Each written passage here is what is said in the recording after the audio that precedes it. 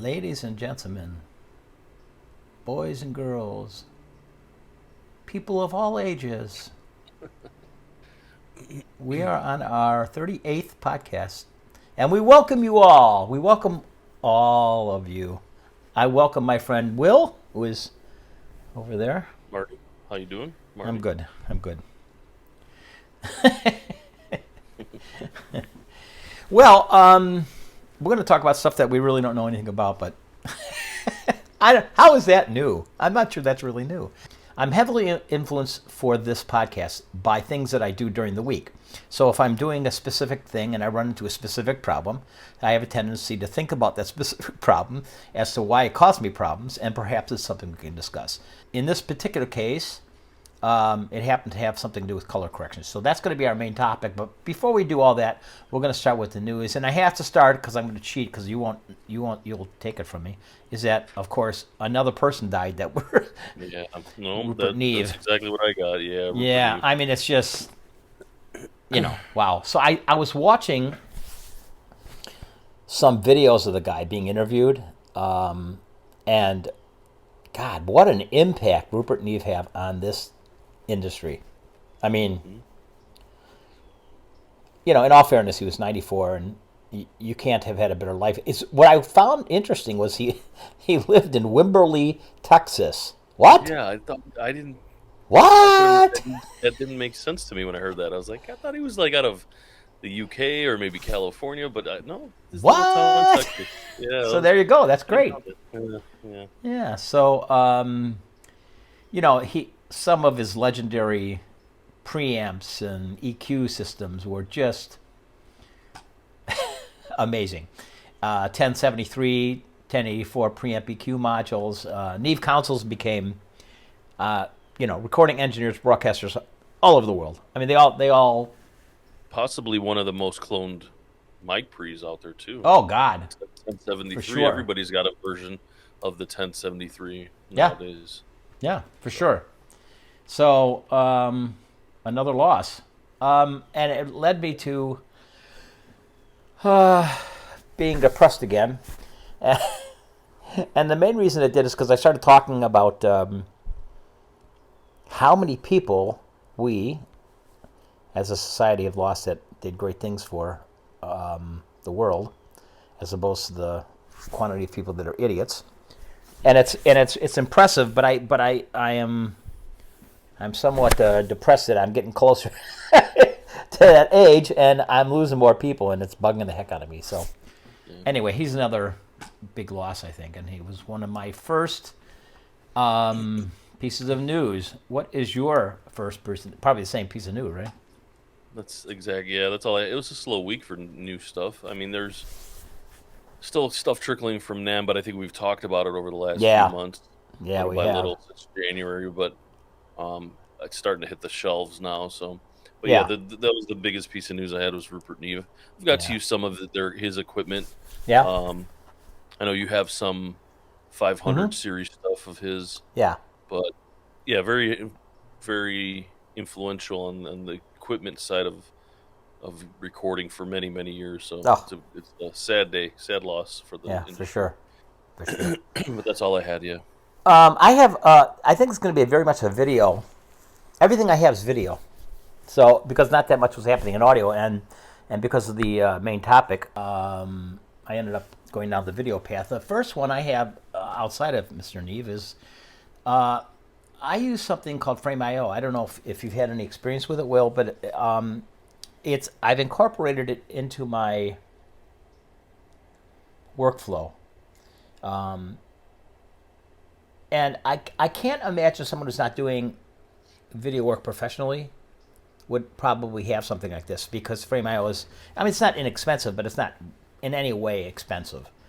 It's like $20 a month or something for a basic. It's reasonable. Yeah. Unless you have collaborators, and then if you have collaborators, it's probably worth it, so it doesn't matter. But what Frameio does is it provides you a place to store your footage. But way more important than that, it allows you to share that content in a way that, with collaborators, let's say, so that they can actually work with the content and make corrections as on their side and tell you what's going on. But even to me, more importantly, my actual valuable use is that I give it to customers. And what happens is customers can go online, and as you're doing the editing and you push the results out there, they can actually make comments. And the way the comment system works is pretty impressive. What happens is that they view the video as it goes along, and they go, oh, right there, it's not good. So they type something. And as soon as they type it, it gets put in time to that specific location, that frame. And they can not edit, but comment all the way down the line. Here's the great thing. As soon as that happens, I get it on my phone. It's like unbelievable. Not only do I get it on my phone, but I can look at it. I mean, I can actually say, oh, yeah, man, that really, I can actually edit, and I can do it real time and push results out. So the idea of being able to collaborate this way, particularly for customers, I think it's a big bonus. So I have, frankly, I just finished a new website for my business, and we put it out there as part of the offerings. I'm not sure everybody does that, and it's a pretty terrific thing to be able to add. That was a long story, but they just released something pretty major, and it's called Camera to Cloud. And what that is you can get footage from cameras and collaborators around the world and directly upload it, no matter where you are, to the cloud. So they had instant, it's a proxy workflow, and maybe I should explain what proxy is. Proxy media is media that is sized down both in content size, but also in quality, but not to a point where it's not pretty valuable to be able to see. I mean, it's not like it's fuzzy pictures or anything like that. And usable quality. It's particularly a problem for me when I'm working on 4K footage because it's just too big for my Mac. So what I have to do is work when I'm specifically using 4K in proxy workflow. And as it turns out, that's quite the savior, because proxy workflows, a quarter, at least you could make it any size actually, but in my particular case, I make it about a quarter the size of the actual 4K, and Final Cut doesn't choke, and nor would anything else. So the idea of being able to do this from anywhere, from a camera directly, and be able to look at it on an iPad and stream it is an incredible new tool. I am not using it, but it just got released, and it's really fascinating, and that is what Frameio is doing new. That was a long-winded discussion. I think I'm babbling. The second thing I came up with is, and this is something that has been long been a problem for Premiere, and what many people use Final Cut because, in lieu of, is that Final Cut was so much faster at rendering and the workflow, particularly the workflow, but even the rendering, than Premiere Pro. Well, Adobe finally got off their, tookuses, and did a release for Premiere Pro that now renders at 80% faster. And that's pretty significant. So I have not worked with it. I don't use Premiere Pro. I have. But it's kind of a big deal because, frankly, they were being left behind as far as workflow speed. That's a new piece of news. And my last. That's all the news I have. That's it? That's all you have? That's all. It's pretty good. I mean, it's pretty good given that it's not a big news day, but... Yeah. So that brings us to our main topic, which today is what is commonly called color correction in video. But I should start by saying that color correcting is different than color grading. And you might have heard both those terms. Color correction is the act of fixing, if you will, the footage that you have in a way that is more appealing. I suppose that would be a safe way to say it. Color grading is not fixing. Color grading is actually applying a color look to footage. You may want it like an antique look, or you might want it black and white, or you might want it darker or lighter, or all sorts of stuff. You can do that with color grading. Some of the same tools are available for both, but they're different experiences, and they're used for different reasons. So I wanted to kind of start out this discussion by talking about that and explaining what those two things are from a working perspective, from an editing perspective. Okay. Yeah, I have more. I should say I really only do color grading. I cheat. I use what's called LUTs. They're like a library file. It's kind of a preset. And I like to. I just have a set I bought from Peter McKinnon, which is a YouTuber filmographer. He has some really good looks to his film, and he's created his go-to looks. And I cheat, and I just like in audio. I'll start with the preset and then maybe tweak it a little bit. But one of my favorites is the teal and orange. That really is one of my favorite go-tos, because I took some video on a real rainy, dreary summer day out in Fox Lake. We went out to Blarney Island, which is a little restaurant in the middle of the water on like an island. And the whole video looked horrible. I just used my Canon that I'm using right now, and it looked horrible. Everything was gray and drab, and it didn't look like summery feel. It was just cloudy out, no sun.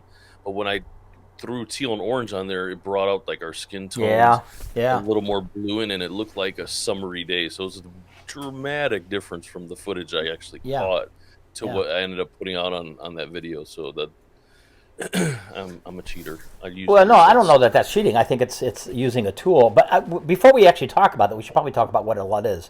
And what a LUT is actually is a lookup table. That's really what it is.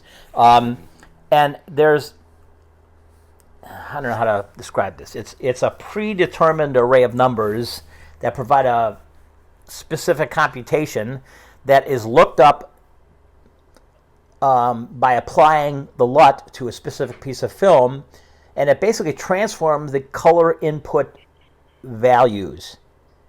And I guess camera would be the best way to put that, because cameras use different LUTs, and you can apply LUTs to cameras, Canon cameras or Sony cameras, that will actually theoretically, particularly if you're shooting in RAW footage, which is a whole other discussion, but a non-compressed RAW footage, which really, if you'd look at it before you do any color correction on it, looks terrible. It's all washed out and it's not a great look. But it also contains way more material, which is why when you shoot in RAW, first of all, it's uncompressed, so there's lots and lots more data, which means your computer and your camera and everything else has to deal with a lot more data. But when you apply LUTs and color correction to a RAW piece of footage, the results are spectacular. They just it's the way to go if you have the material and the gear and the computer to deal with it. But LUTs can be applied to anything. They can apply to, you don't have to have raw footage to do that. You can do compressed footage as well.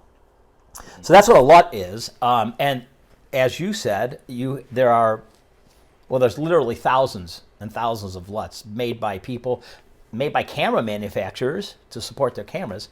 And one of the things that I found helpful, for the same reason you did, is, and I spent a little bit of time on this. I shot an outdoor concert with 1, 2, 3, 4 different cameras, and because one of the cameras was not properly functioning, not my fault. I ended up using a 360 camera, which was great because it saved me, but it also had a very dim, and even at my best work with it, it didn't look as great as the other footage.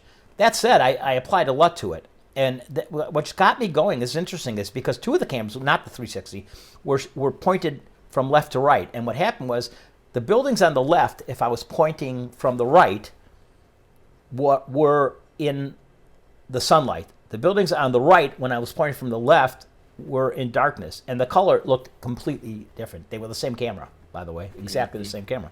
So I created a LUT. I took a LUT, basically, that was designed for that particular camera, and tweaked it, and the reason this was so great is I had a lot of footage. It was an hour-long show, and I had footage all over the place. And it was a multicam shoot, so what I ended up doing was every single time I did a switch between one camera and another, you got this dark look, this light look, this dark look. It was ridiculous. All I had to do was select everything and drop the LUT on one side or the other, and all the footage looked the same. It was like awesome. So like you, I was cheating, but not really, because you're using the tools, you know? Sure. It was great. Fabulous. Now, you like McKinnon's particular LUTs for what reason? Why is his so appealing to you? His style. He knows okay. what he's doing. He's been doing it for a long time. So he took his favorite looks that he goes for and made them into maybe 8. So there's maybe, I don't know, 6 or 8 different LUTs or preset, whatever you want to call them. And I just like using them because I like the stylistic look that he gets out of his videos. And I don't know. I don't fully understand color coding, color grading, or color correcting. So I just decided to use those to start off with, and I ended up finding some more that did camera looks too. So like vintage Kodaks, vintage Canons, vintage Panasonics, current, whatever, you know. So I have another couple, I don't know, 2-3 dozen of those, but I don't use those as often because I don't care for the camera, the different camera looks. I like the way my camera looks fine. You know, 1080p, high def, it's pretty sharp to me, 24p. But there's a time, like I said, that video was so drab and dreary, or not dreary, but gloomy looking, that I wanted something to liven it up, and that one teal and orange, or whatever they teal in. Yeah. It was magic. Yeah. It is. Magic. And you can make your footage look more cinematic. You can make it look darker. And I don't mean but shadowy. You know, I mean, there's all of these tools are used by pros to create a look for the video they're doing, the film they're doing, from a dramatic perspective. Now, most of us are not fortunate enough to be in the film industry, so most of us don't have that opportunity to make, okay, we're going to do a detective story. Let's make everything black and white. I mean, we don't have that kind of opportunity. But we do have opportunities sometimes to shoot a video for somebody and to reflect those kinds of cinematic or let's say look and feel type, applications to your video. You can change the way your video looks in a pretty dramatic way. And most of the good nonlinear editing tools like Final Cut or Premiere will allow you, in fact, and provide all sorts of camera looks and feels. You can see them under the effects panel, and there's a lot of them. So it's a really interesting and very dense subject matter. You can spend the rest. I mean, people like last week when we were talking about different things that you use as a tool. There are people that spend their entire lives doing color grading. That's all we were talking about finalizing last week, mastering music, and it's the same. It's the same thing. I mean, people spend their lives doing color grading. So, you can't expect to be a color grade, lord of the color grades. You can't graders. You can't. But you can at least use some of those tools and give your footage some new and interesting, looks. Yeah. So it's a pretty cool subject. One that I wish I knew a lot more about, but I'm finding that as I do, I'm doing some video and some film work that's a little bit different for me. I'm doing a children's series as an example, and it requires a very bright and bubbly and childlike kind of a look. So I'm finding that I'm using lighter looks to the editing than I would have normally done. When I did a music video not that long ago, I had the same kind of thing where it was indoor and outdoor, but I applied some different LUTs to make things look a little different. I did some color correcting, and it was really fun because it's really an interesting tool to use for dramatic purposes. So, and that's the subject. Oh, you do? something interesting along the lines of what you're talking about. It wasn't necessarily color grading or color correction. I don't think it were LUTs, but the new Mac M1 is on order. It's not here yet. I'll see it hopefully next week. And that's so I gave my son my old MacBook Pro. I wiped it and gave him. He's more into music, so I gave him Logic and GarageBand because you want to start out slower. But at any rate, I didn't have anything to cut video on, and I was in the mood to make a video. I had shots from drone footage with the first snowstorm, and a couple other things, and I really just wanted to do video. So I opened up Vegas, and I was like, oh, I hate Vegas so much. I guess I'm so, and I shouldn't say it like that. I don't hate it. I hate Vegas. I've used it for many years. Las Vegas or Vegas Video, Vegas Pro. Vegas Pro is the Windows video editor, and I just fell in love with Final Cut so much that I just haven't even opened it for years. But I really wanted to cut some video. I started working in it. I was not only impressed, and I forgot how easy it is to cut video. Yeah, it is. I found that there's some pretty powerful tools in there for color grading, and I was able to actually get some really cool looks because the alley's got that yellow tint from the lights. They're newer LED lights, but they do have still a yellowish tint. Right. Not bright white LEDs. They're like the old Chicago gas bulbs. They got rid of most of them. So it had that look, but I just wanted to. It was nighttime and it was very snowy, so I wanted to kind of make. Oh, cool! Right. Vegas actually had some fairly good tools to get a nicer look out of the film from the drone, which is, I think it's I shot at 4K 30 frames, so it was good quality video, very sharp, but it just didn't have that look I wanted. So I just thought you might be surprised that I actually spent a couple hours in Vegas and found I don't hate it actually. I just thought of thought. I kept thinking, well, Final Cut's better. I need to use Final Cut. Yeah, and by the way, like every tool in all of the world, you get used to a certain thing. You grew up in a certain thing. People that grew up on Pro Tools don't believe in anything else. I mean, it depends on what you grew up with and and let's be honest, all these tools, they all do way more than I'll ever even understand. So the depth of these tools are just insanity. But I made the mistake. If we can change the subject just a little bit, I made the mistake of running so many versions, so many different types of DAWs, digital audio workstations, that I kept up on everything, Pro Tools and at one Logic. Point you hated Pro Tools, but you kept updating and making. I did, and it was just ridiculous. And so I finally, after many years of spending way too much money on this crap, I decided ultimately, what tool, number one, does pretty much as close to what you want as possible, and number two, how fast does it work? The thing that's different, though, and I think this has changed for me, is that the more I got into working on this stuff professionally, the more I had to do that. Number one, I didn't have the time, but even more important than that, I had to pick the tools that were the fastest because I had to crank stuff out. And you can't crank stuff out if you're trying to learn a tool every time you work with it. You can't do it. So my advice is pick some tools, play with them, try the free versions of all of them, pick the ones you think are going to do the most, do some research, read, whether it's a DAW or a nonlinear editor, and then stick with it. At least stick with it until you think the tool can't do anymore, or you find something that does something better. But remember, when you switch, you're going to have a whole learning curve to deal with. Yeah, there's always that learning curve. Yeah. Yeah, and so for me, it's Final. It's Final Cut. I use Final Cut 95% of the time for editing. I use Logic 95% of the time for recording. I do use other tools, but if you think about this, it's not just the tools, it's all the plugins.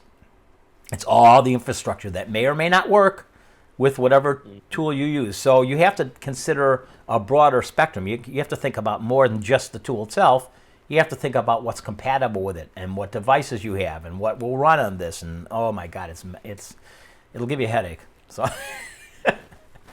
anyway, so that's my spiel. Do you have anything to add about color correcting other than we could go through a whole tutorial, but there's millions of those and we don't need to do that.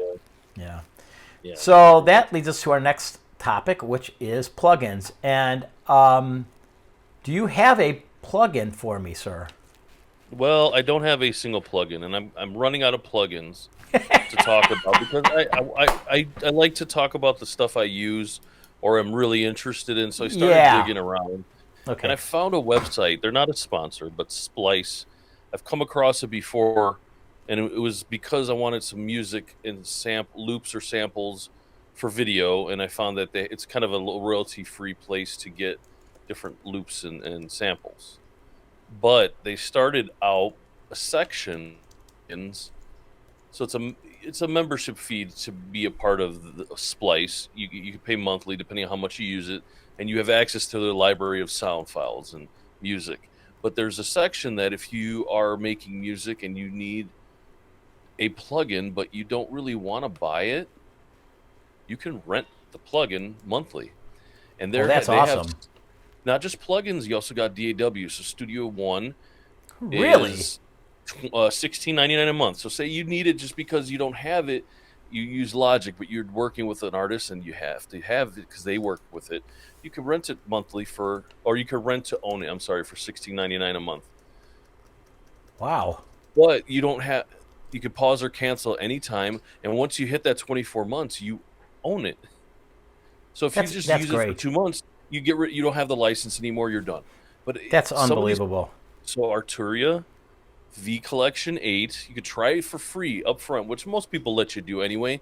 Yeah. But you could get the whole bundle of V Collection for $24.99 a month, and after 24 months, you own it. No interest, no fees, and if you pause or cancel, you just don't own it anymore. You can't use it. Do they do nonlinear editors? They have video. You mean? Yeah. I don't. I haven't. I don't know. I mean, how do they do Apple stuff? That's amazing. There's free plugin. There's a section of free plugins if you just want to try something new. It's broken down by category. Synthesizers. You got Omnisphere in here. You got Pigments. Man. From Native Instruments Massive. So they got some of the big heavy hitters. Korg, Nexus. Really? Nexus. Or if you had Nexus in its entire library, it's like $3,000. I don't think it comes with the whole thing, but this one you have to go to the manufacturer. So some of them you have to go through. Yeah, well, I'm not surprised by that. But for able to get Studio One monthly, or maybe you want to try Excellence RC20, like retro color, that like the tape machines, right? And Ozone and Serum, $4.99 a month. This is so cool. This is where I'm gonna be for the next couple months because I'm gonna start trying some of these out because a lot of them have free trials, and then I'll try them. For $5 a month, I'll give it a couple months. If I like it, I'll buy it. If not, I'll just cancel. And what's $10? Even if only even if only you get to use some of it, you get to really try to. You get to use it fully for those 2 months. I love this idea, and I just thought I'd share it. So it's not a specific. It's a great one. But it's really cool. Yeah. Really cool. Really cool. I like it. Well, on the theme to video, but also audio, I'm not sure this is really a plugin though. It's kind of a standalone app. You can get it from the App Store. It's called X2 Pro. There is a huge issue when you're moving audio content from Final Cut to, like, let's say Avid Pro Tools or something like that, because there's no direct conversion. And what X2 Pro Audio Convert does for you is takes a Final Cut 10 XML file, which is not a normal XML file. Of course not. It's an Apple XML file. Okay. And it changes it into an AAF file, which Pro Tools can see. Which means you can do a round-trip workflow where you're working on the audio, bringing it into your audio editor or your DAW, and then bringing it back into Final Cut as a mixed, finished piece of music or audio or whatever you're doing with it. Very cool tool. I'd forgotten I had it, actually, but I ran into a situation where I needed to do that, and as a result, I was going, how am I going to pull this off? It's such a wait a minute. I own it. It's $150, but it's an incredible tool, and it's worth having. So that is my plugin, and it's pretty terrific. Take it out. You can look at it at the Mac App Store, by the way. And it's called X2 Pro Audio Convert. And that is my plugin. Which cool. Leads you to what is your, I wish I could own it for the week. I might have beat you this week. Well, with the passing of Rupert Neve, okay, you're going there. Henry and I started talking about building the studio and what's more important, the converters to the pre's. And I said, well, the pre's are probably going to get you a better start. And we talked and talked. But you and I have been talking about control surfaces. And while it was a Rupert Neve's product, something new just came out. It's the Rupert Neve Design 5060 centerpiece desktop mixer. It's cool because it has a little bit of I/O. Where is it? It has inserts, sends, monitor outputs, mix outputs. So it's like a summing mixer, USB with and MIDI. So you can also control your DAW. So it has a little bit of sound from the Rupert Neve analogs, and it has DAW control for your big name, your whatever standards are out there, Huey, Mackie, whatever. Yeah. You can use. This is a small desktop unit. So really, it only has 4 faders or 5 faders with the master, but it also has transport control, VU meters, and it's a nice little box. It's not too expensive because there are some bigger Neve mixers out there, and we talked about like API mixers last week. So this one's only $7,999. It doesn't get you a lot of their pre's, but it does get you some of their analogs, signal flow, and DAW control in one nice little, not vintagey, but it looks like a Rupert Neve piece. It's got that Neve look to it. What's the model of it? 5060 centerpiece is the name of it. It's considered a summing mixer, mix bus, but it's got their custom transformers, inserts, and DAW controls. So it's a nice little way to get some of the analog signal of the Rupert Neve designs and a little bit of control. Yeah. So that's if I had $8,000 laying around, that's what I'd buy. Okay. That's a good one. It's another good one. Well, what do you have? Oh, way more. I've been cheap lately, I feel. So, I'm doing a shoot. I hope I'm doing a shoot coming up. Back to video, actually. I must have a video theme this week or something. And I can see it's a pretty big place that I might be shooting, and it has all sorts of rooms and whatever. But I was thinking how really wonderful it would be to be able to control the camera movement in a way that was, especially if you had multiple cameras. So I started looking into this, and for those of you that don't know the term, the company VariZoom, they've been around for years, and they've done all sorts of remote stuff and control stuff. They have a tool that's quite remarkable. It's called the River Multi-Head Control Console. And what it is it will control 4 cameras, 7 axes, pan, tilt, zoom, focus, iris, everything you can do with a camera. It's only $12,000. The problem is, as awesome as that is that's just the controller. So you would have to have, in addition to that, 4 of the actual mounts. Now, they're called remote control heads. And the one I picked, because I was on this incredible, insane thing, is something called the VZ Cinema Pro K3.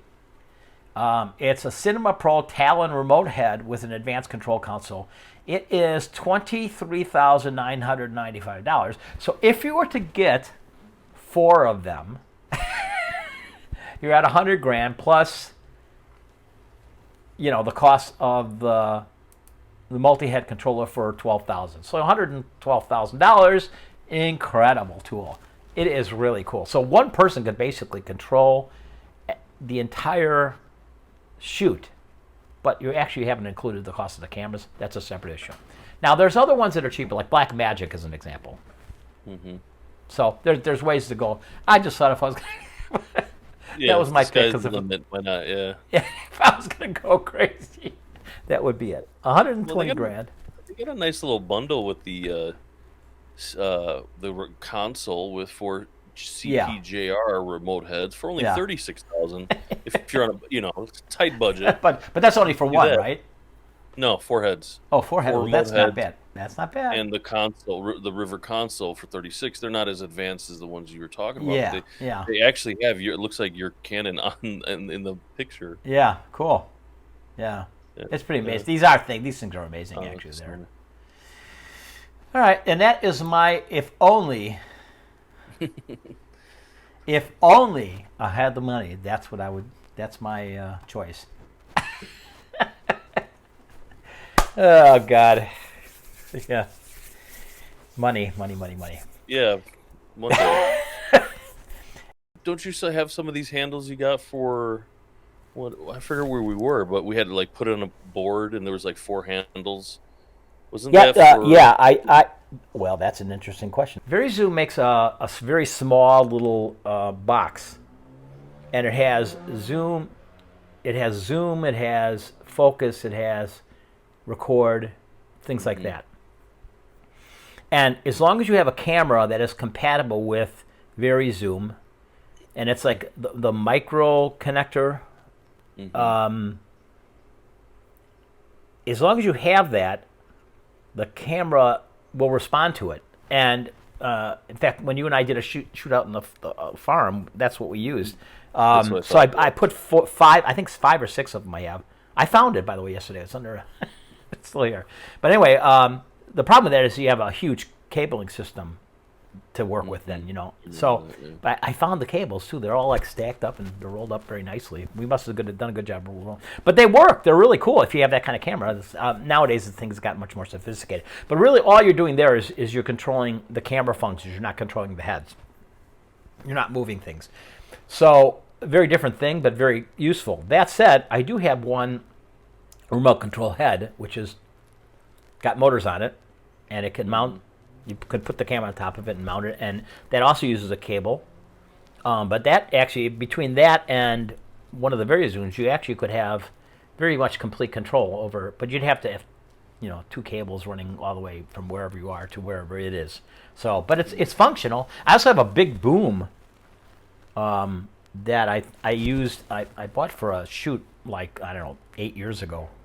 And it's ridiculous. It's huge, but it's not that easy to set up because it's quite a big piece of hardware. But if you put that mount on top of that, and I think I had to shoot something from above down, and so I kind of shot it over the back. I had a screen where the people were, and then I had the camera kind of behind and above it, so you couldn't actually see the boom, and I was able to control the axis movement of the camera, and actually it was pretty cool. It worked very well. So I do have something like that. It's quite old and still functional. So there you go. And that leads us to the end of our podcast for the day. And this is the fastest podcast we've done in quite a long time. It's a short one. It's a short one, but well, that's okay. It's still I'm gonna look into Splice, man. You got me all excited about Splice. No, it's really cool. It's fascinating. Stuff, Yeah. So until next time, Will. Marty. We're done. It'll be 39 next time, and then 40. Almost as old as I am. Yeah, 40. No, I'm just kidding. And then oh no, never mind. Okay. So bye bye, Will. All right, bye.